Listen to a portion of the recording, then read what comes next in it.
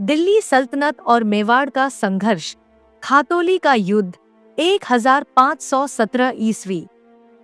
क्या हुआ जब दिल्ली सल्तनत की ताकत से टकराई मेवाड़ की अटूट हिम्मत? 1517 ईस्वी का खातौली का युद्ध सिर्फ तलवारों की गूंज नहीं था, बल्कि दो शासकों के सपनों और सिद्धांतों की टकराहट थी। इस लड़ाई ने इतिहास को नया मोड़ दिया। महाराणा सांगा ने सिकंदर लोदी के कमजोर शासनकाल का लाभ उठाकर मेवाड़ के निकटवर्ती भागों को अपने राज्य में सम्मिलित करना शुरू कर दिया था। वे एक कुशल शासक और योद्धा थे, जिन्होंने अपनी सीमाओं का विस्तार किया और अपने शासन को मजबूत किया। लेकिन जब 1517 ईस्वी में दिल्ली की गद्दी पर इब्राहिम लोदी बैठा, तो उसने मेवाड़ पर आक्रमण करने का निर्णय लिया। इब्राहिम लोदी के लिए यह केवल एक सैन्य कार्रवाई नहीं थी, बल्कि उसकी महत्वाकांक्षा थी कि वह अपने पिता सिकंदर लोदी द्वारा खोए हुए क्षेत्रों को पुनः अपने नियंत्रण में ले आए। उसने एक विशाल सेना के साथ मेवाड़ पर आक्रमण किया, जिससे दिल्ली सल्तनत और मेवाड़ के बीच टकराव अपरिहार्य हो गया। खातौली का युद्ध, 1517 ईस्वी। 1517 ईस्वी में कोटा जिले की पीपलदा तहसील के खातौली नामक स्थान पर महाराणा सांगा और दिल्ली के सुल्तान इब्राहिम लोदी के बीच एक भयंकर युद्ध हुआ। इब्राहिम लोदी की सेना संख्या में बड़ी थी, लेकिन महाराणा सांगा की सेना में राजपूतों का जोश और रणनीतिक कौशल अधिक था। सांगा ने अपनी सेना को छोटी छोटी टुकड़ियों में बांटा और गुरिल्ला युद्ध नीति अपनाई।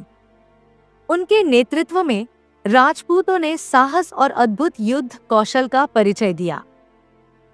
इस युद्ध में महाराणा सांगा स्वयं वीरतापूर्वक लड़े, लेकिन वे गंभीर रूप से घायल हो गए और एक भाले के वार से उनका एक हाथ हमेशा के लिए बेकार हो गया। साथ ही उनके एक पैर में भी गहरी चोट लगी।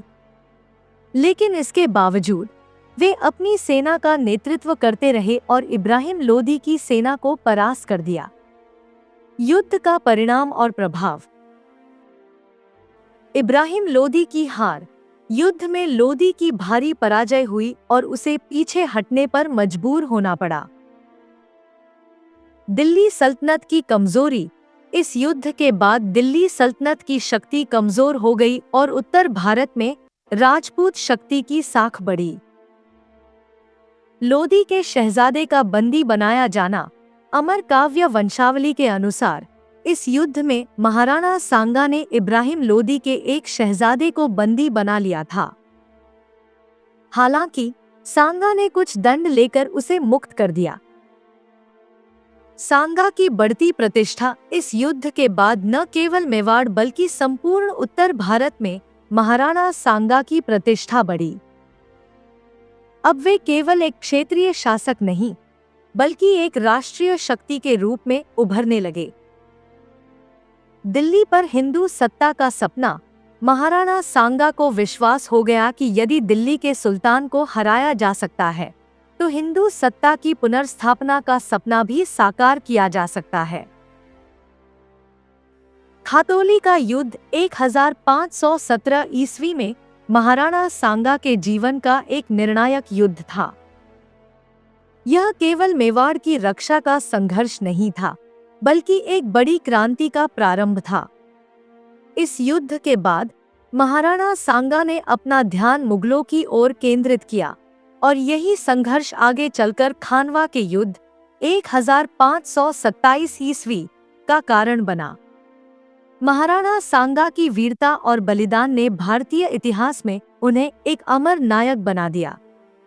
उनकी जीवन गाथा न केवल संघर्षों की कहानी है, बल्कि यह भारतीय स्वाभिमान, पराक्रम और स्वतंत्रता के लिए किए गए बलिदानों की अमर गाथा भी है। अगर आपको यह कहानी प्रेरणादायक लगी, तो इसे दोस्तों के साथ साझा करें और हमारी संस्कृति व इतिहास को बेहतर जानने के लिए चैनल को सब्सक्राइब करें। इतिहास को जानें और उससे प्रेरणा लें।